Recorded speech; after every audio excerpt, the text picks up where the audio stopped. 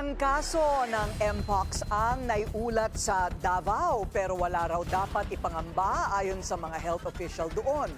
Narito ang agenda report ni Pierre Pastor.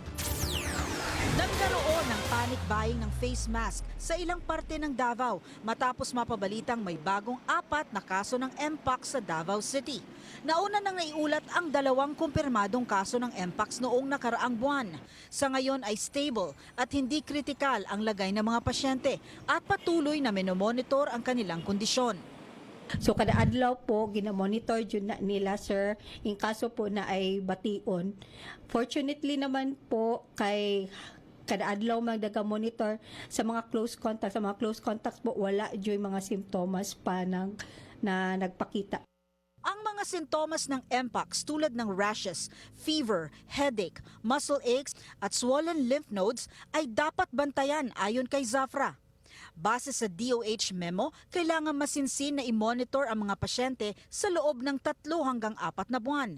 Kapag daw wala nang makitang sintomas, maaari nang ideklara na maayos na ang pasyente. Pero nilinaw din ni Dr. Zafra na hindi primary prevention ang pagsusuot ng face mask dahil ang Mpox ay naililipat o naisasalin sa pamamagitan ng skin-to-skin or intimate contact.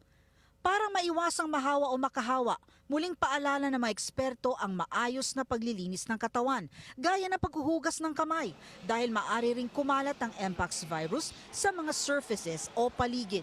Para sa Agenda, Pierre Pastor, Billionario News Channel.